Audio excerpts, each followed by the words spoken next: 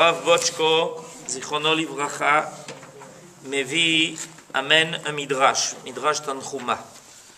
מדרש תנחומה לפרשתנו, פרשת ועשו לי מקדש ושכנתי בתוכם, פותח בדרשת הפסוק ויקחו לי תרומה, בהביאו את דברי הנביא מלאכי, אהבתי אתכם אמר השם, ועלינו להבין את הקשר שבין הכתוב למדרש. Donc, il amène un midrash. Dans ce midrash qui parle à propos de notre paracha, le midrash commence par citer un verset du prophète Malachi, dans lequel Akadosh Baruch Hu annonce, déclare plutôt, par l'intermédiaire du prophète, je vous aime, dit Akadosh Baruch Hu. C'est bien une déclaration d'amour, surtout de Akadosh Baruch Hu, et surtout en ces temps-là, on en a bien besoin. D'accord ? Mais dit le Rav Bochko, quel rapport entre notre paracha et cette déclaration de Akadosh Baruch Hu dans le prophète Malachi à propos de notre paracha? C'est-à-dire qu'il faut quand même trouver un lien entre le verset cité par le Midrash et le contenu de notre paracha. ועל מנת להבין את הקשר עלינו להקדים ולבאר מדוע לא עלתה בידי דוד המלך לבנות את בית הבחירה. Et dit le Rav Bochko, en fait, pour comprendre ça, nous allons nous livrer à une étude d'un point délicat, et qui est d'essayer de comprendre pour quelle raison le roi David n'a pas pu construire le Beth Amikdash. Vous savez que le roi David a fait tous les préparatifs possibles et imaginables pour construire le Beth Amikdash, qu'il était sur le point de construire le Beth Amikdash et que Kadosh Baruch Hu l'a arrêté. Sheken, lichora, mi od kamou haya muchshar veraoui lechach. Parce qu'a priori, il n'y avait pas de personne qui convenait mieux que le roi David pour cette entreprise. Kayadua, Amro Chazal ki shalosh mitzvot nitztavu Israël beknisatan laaretz. Nos sages nous ont enseigné que nous sommes tenus à 3 obligations avec notre entrée en Eretz Israël.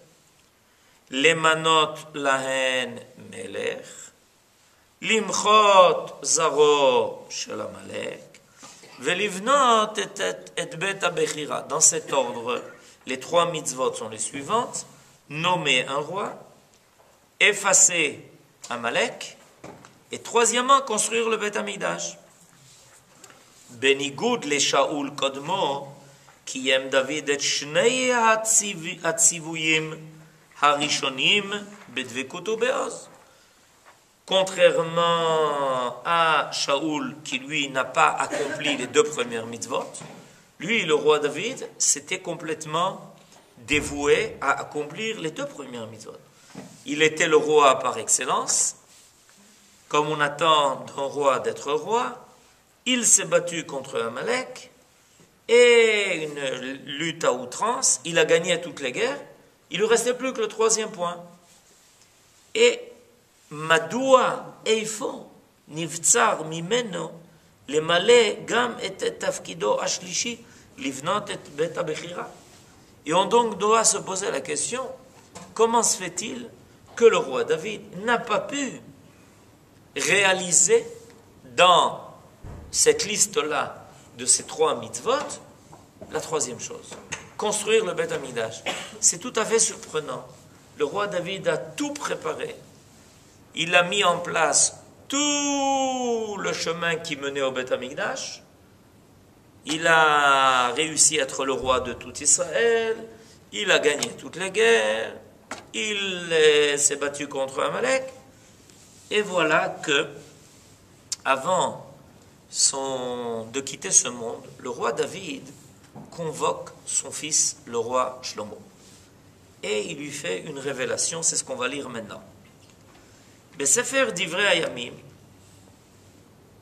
מספר דוד לשלמה בנו. Le roi David dit à son fils Shlomo, Bni, Ani aya im levavi livnot bait leshem Hashem Elokai. Sache une chose, mon fils. J'avais profondément dans mon cœur l'intention de construire une maison, une demeure pour l'Éternel mon Dieu. Vayei alai dvar Hashem les morts. Mais voilà que Dieu se révéla à moi en me disant Dam larov shafarta. Non, tu as versé du sang. Ou milchamot gdolot asita, et tu as fait de grandes guerres. Lo tivne bait leshmi, tu ne construiras pas une maison pour moi. Ki damim rabim shafarta artsa lefanai, parce que tu as versé beaucoup de sang devant moi. Ine ben nolad lecha, c'est un fils que tu vas mettre au monde. Pardon, que tu as déjà mis au monde. Hu yiye ish menucha. Lui sera l'homme de la paix, on pourrait dire comme ça, ish menucha. Ve anichoti lo mikol oivav misaviv. Et il sera tranquille de tous ses ennemis autour. Ki Shlomo yeshmo. Il s'appellera Shlomo. Ve shalom ve sheket eten al Israël beyamav. Et en son temps régnera la paix et la tranquillité sur tout Israël. Hu yivne bait lishmi, c'est lui qui construira une maison pour moi. Je ne comprends pas. Moi non plus. Non. Non. Vous avez dit que nous avons les trois conditions. Effacer Amalek, donc faire la guerre.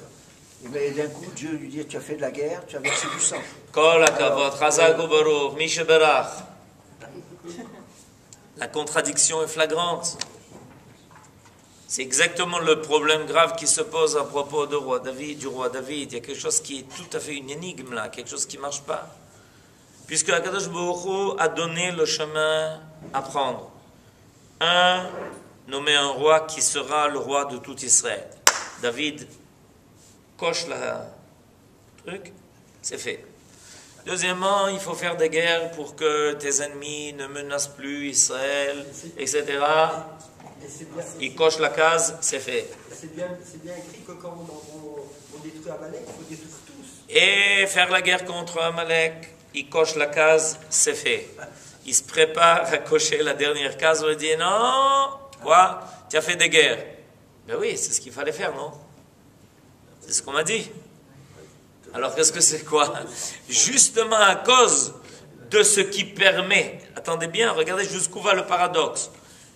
À cause de ce qui permet de construire le Beth Amikdash, le roi David ne peut pas construire le Beth Amikdash. Curieux. Lo barur. Veine davar ze, chez David chata b'shvichut damim. Et le roi Botchko dit exactement cela. Ce que l'on peut considérer comme une faute. Et en général, c'est comme ça que c'est présenté. Que le roi David ne peut pas construire le Beth Amikdash parce qu'il a fait couler trop de sang. Donc on lui reproche cela.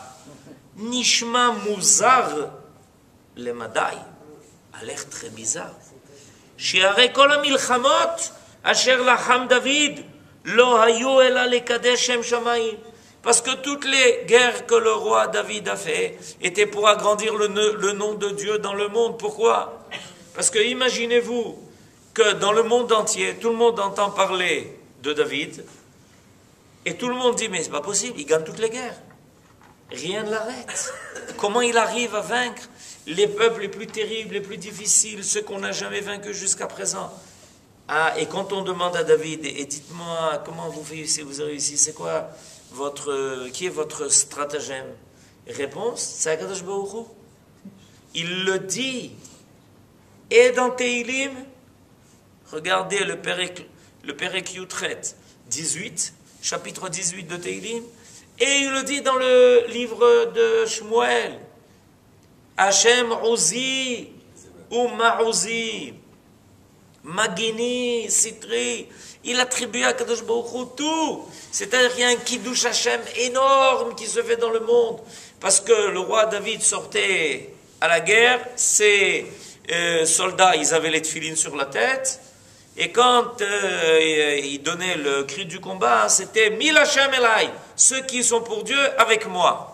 Alors dans le monde entier, on savait les raisons pour lesquelles le roi David gagnait ses guerres. Alors maintenant, on lui reproche une chose pareille. C'est pas possible, il y a quelque chose qui ne marche pas. Il y a le chant de Ouzia. Mais c'est pas de ça qu'il est question ici.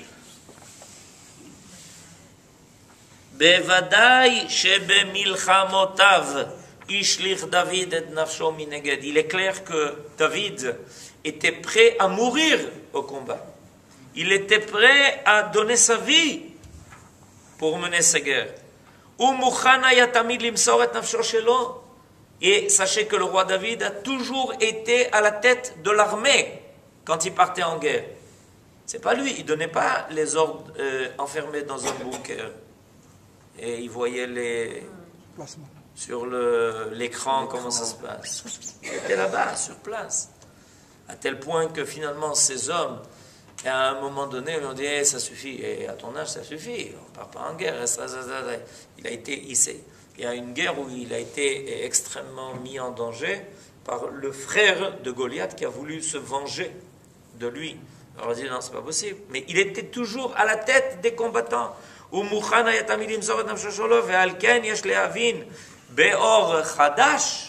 Et c'est pour ça qu'on a besoin d'une nouvelle compréhension. Et Sicha David im Natan Hanavi besefer Shmuel.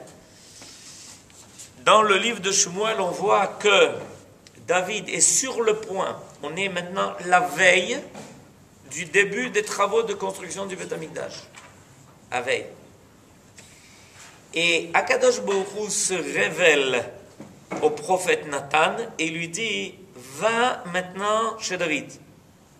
Akadosh Baruch Hu, il est tard, tu sais, à une heure pareille, on ne va pas chez le roi. Il lui dit va maintenant. Il dit pourquoi?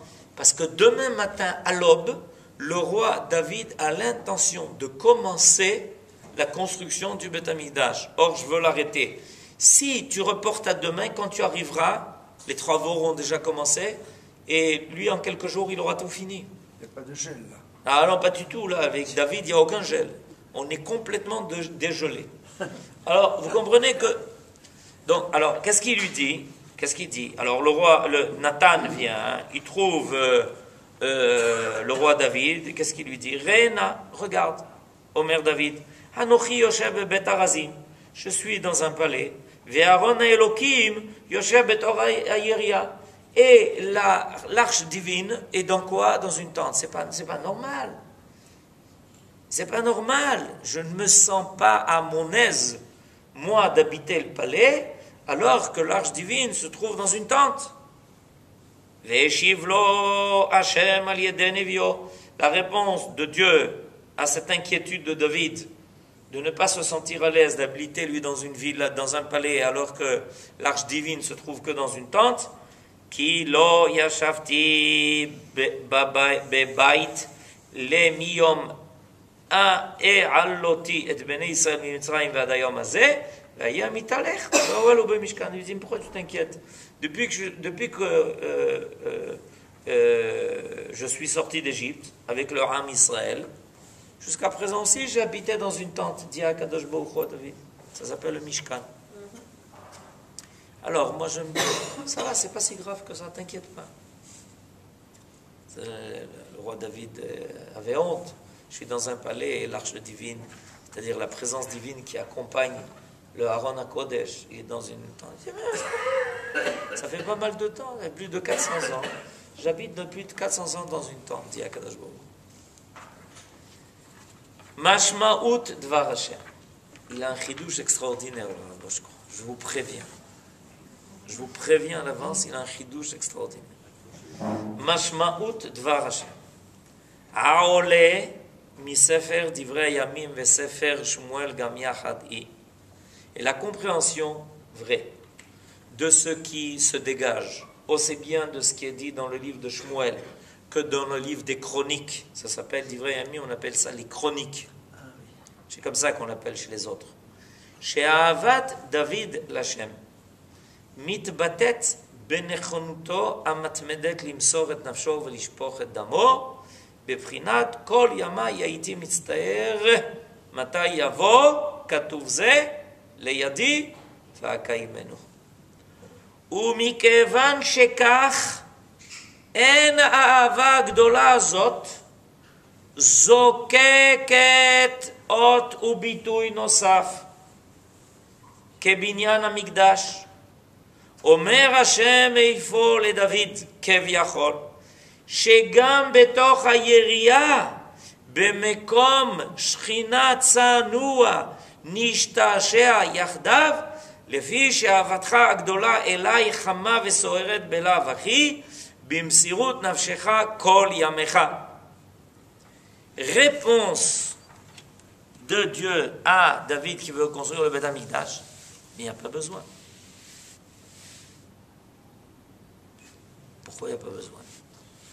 C'est ça la réponse. Parce que Akadosh Baruch Hu est en train de faire une révélation énorme à David, en lui disant la chose suivante. Le Beth Amikdash, il a quel but? Permettre une rencontre entre le divin et l'homme. Le Beth Amikdash, c'est un point de rencontre. Il y a ici un point de mire. Les cieux s'ouvrent. C'est le roi, c'est Yaakov qui l'avait dit, déjà à son époque. En ze ki im bet Elohim, veze sha'ar hashamayim. Donc, le roi apparaît, et on va au Beth Amikdash, et il y a une rencontre qui se fait. C'est le but du Beth Amikdash. Le but du Beth Amikdash, c'est la Bgisha, à tel point que le Mishkan, dans le désert, s'appelle Ohel Moed. Ça veut dire quoi, Ohel Moed? Pas dans le sens qu'on le connaît d'habitude, la fête. Moadim le Simcha. Moed, ça vient du temps de rencontre. Ça vient la racine du mot Moed, c'est Va'ad. Lehi Va'ed. Ça veut dire se rencontrer. Avoir une réunion, avoir un rendez-vous. Bediouk. C'est-à-dire que l'Ohel Moed, c'est l'endroit du rendez-vous. Alors qu'est-ce qu'Akadosh Baruch Hu dit à David? Il lui dit, mais tu n'as pas besoin d'un droit de rendez-vous. On est en rendez-vous permanent.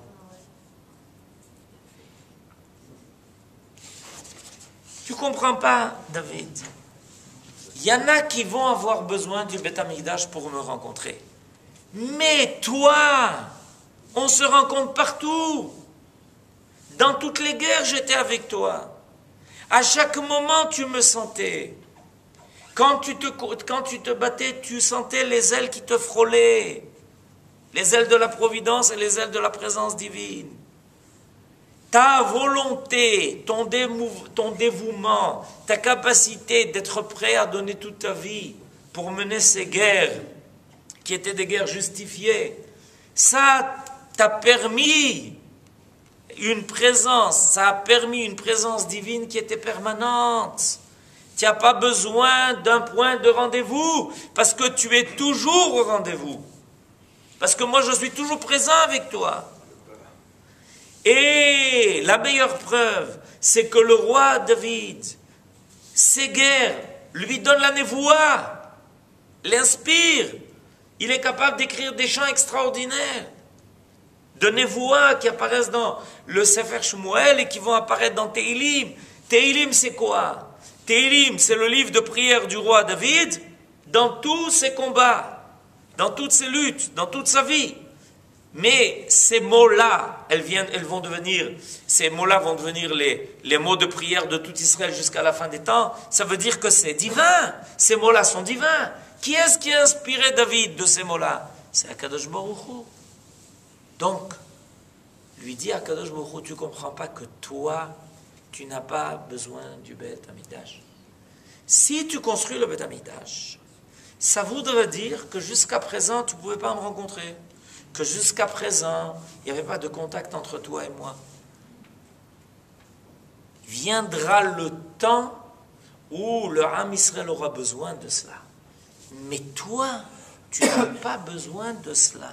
Ça, c'est le chidouche. Là où je me trouve, quand il y a besoin, tu viens, j'en suis dans cette petite tente-là, et ça suffit largement. Parce que tu as déjà prouvé ton amour et ton attachement à moi dans tous les cas de figure possibles et imaginables. Vous comprenez? Et le peuple dans tout ça. Oh, רק רגע. זהו עומקו של הכתוב. Et ça vient expliquer exactement la signification du verset ואהבת את השם אלוקיך. שאם ישאל השואל, si quelqu'un vient et pose la question ואהבת את השם אלוקיך, d'où est-ce qu'on sait que quelqu'un aime Dieu? במה ידע? במה תהא ניכרת אהבת איש ישראל השם? Comment on pourrait savoir si l'amour de Dieu brûle dans le cœur de quelqu'un? Aresium akatov. Voilà à la fin. Bechol levavcha uvchol nefshecha. De tout ton cœur et de toute ton âme. Bekol rega verega. Heve muchan ou mezuman limsor et nefshecha al kiddush Hashem. Sois prêt à tout moment à donner ta vie. Or le roi David, il a accompli ça. Et on trouve d'autres exemples. Kach haya Rabbi Akiva. Mitztaer kol yamav al pasuk ze. Lui aussi, toute sa vie, Rabbi Akiva disait, comme j'aimerais bien accomplir le contenu de ce verset. Matai yavo leyada ve'kaimeno. Quand est-ce que je pourrais accomplir complètement ce verset? D'aimer Dieu par toute ma vie. Ki esh ahavato hayta boeret bekirbo beotzma kazo. עד שהיה מצפה להראות את תוקף אהבתו גם אם יהיה מדוכא בייסורים וגם במסירות נפשו על מזבח השם. Rabbi Akiva était tellement attaché à Kadosh Baruch Hu qu'il voulait arriver à une situation où il serait capable de prouver son amour à Dieu, même dans les circonstances les plus difficiles, comme finalement c'est arrivé à la fin de sa vie. Ve'ulam, mais derech kodesh kashazo. Mais cette dimension est très difficile pour le commun des hommes. Derech kodesh zo kasha, derech kodesh kasha zo na'al yechidim begvuratam. C'est une dimension qui ne convient qu'à certains particuliers, que David Amelech, que Akiva ben Yosef.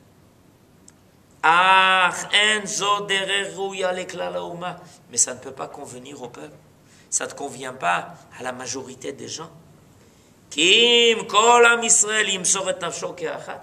Parce que si tout le peuple d'Israël arrivait à ce niveau-là, Torah Mate Alea, qui est-ce qui reste?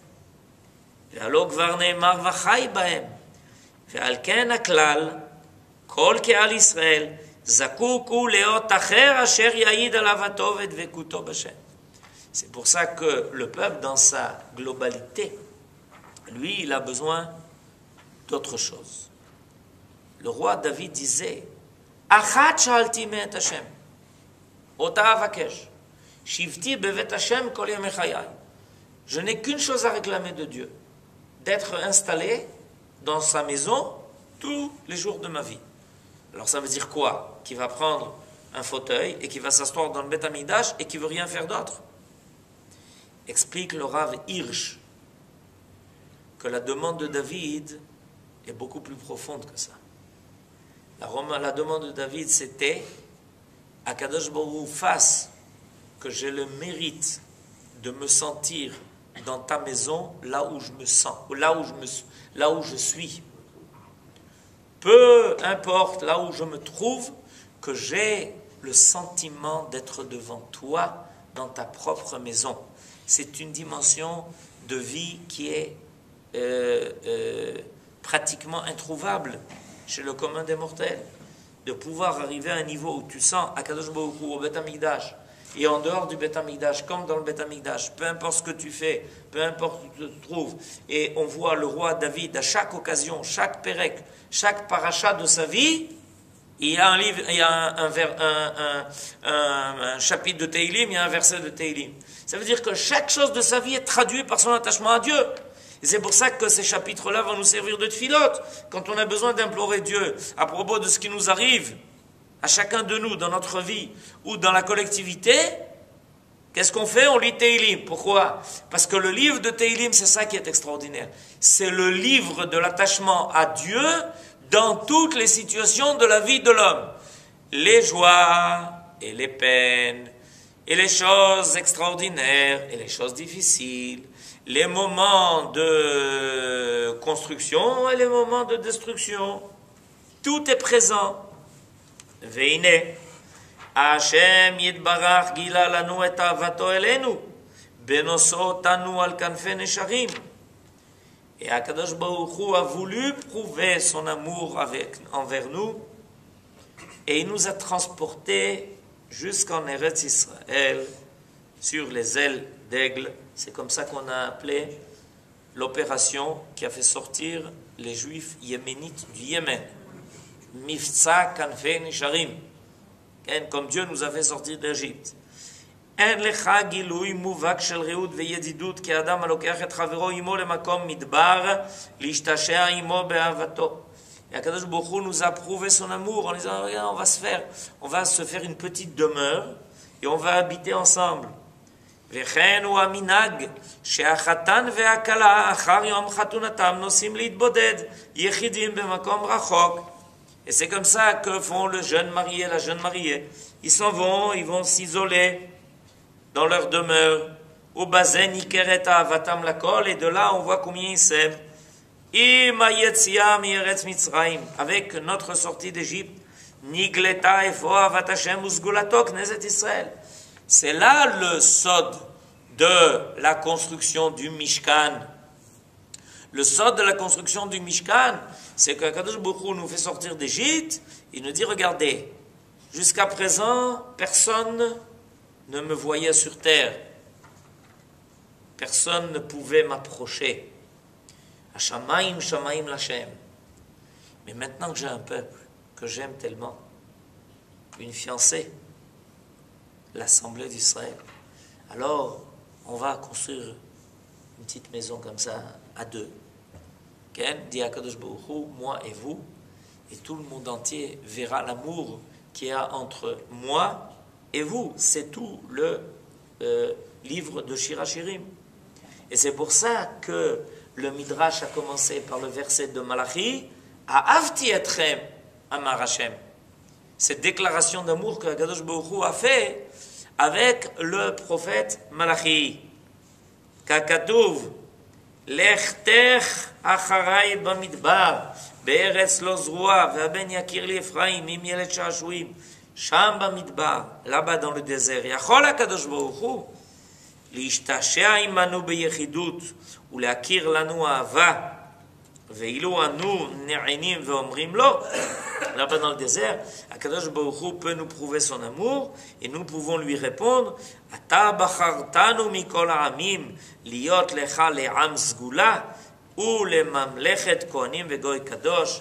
Nous sommes conscients que tu nous as choisis pour être le peuple élu, ton peuple à toi. Donc, il y a ici, de la part de Akadosh Baruch Hu, le fait qu'il nous demande de construire le Mishkan. C'est la paracha de cette semaine, la paracha de la semaine prochaine, et c'est après encore 2 autres parachutes à la fin du livre de Shemot. C'est Bediuk ça, ce que Akadosh Baruch Hu dit. Vous croyez que c'est évident une chose pareille, que Akadosh Baruch Hu dit je vais habiter avec eux? C'est avec vous que je veux habiter, nous dit Akadosh Baruch Hu. Et ensuite, ça va se réaliser à nouveau à l'époque du roi Shlomo, quand il va construire cette fois-ci un temple qui va être de pierre et qui va être définitif. Et depuis l'emplacement du temple est quelque chose qui est resté dans sa Kedusha. Le roi David était une exception. Le roi David, lui, rencontrait Akadosh Baruch Hu dans sa grandeur et sa volonté d'être prêt à faire ce qu'Akadosh Baruch Hu exigeait de lui. Il le rencontrait partout. C'est une dimension qui est très particulière. Il faut la connaître. Parce que même si l'homme ne peut pas toujours arriver à cette dimension, mais de temps en temps, il faut qu'il ait conscience que ça. Que même si nous n'avons pas aujourd'hui la possibilité encore de nous rendre au Beth Amikdash, ça ne veut pas dire pour autant que notre rencontre avec Akadosh Baruch Hu n'est pas possible. Avec la volonté de vouloir accomplir ce qu'il attend de nous, il y a une révélation de Akadosh Baruch Hu qui est très proche de nous. Et pour ceux qui ont des doutes, il suffit d'ouvrir les journaux et vous aurez la réponse. Et vous sentirez comme Akadosh Baruch Hu avec ses ailes, il nous... ok? Parce que c'est barour et c'est clair que sa présence est de plus en plus effective et forte, et on la sent et on la ressent. Et celui qui veut s'ouvrir à cela sans difficulté aucune, il le sent tout de suite, et de plus en plus, les yeux s'ouvrent pour voir cela dans le monde entier. Chodesh Tov et Shabbat Shalom.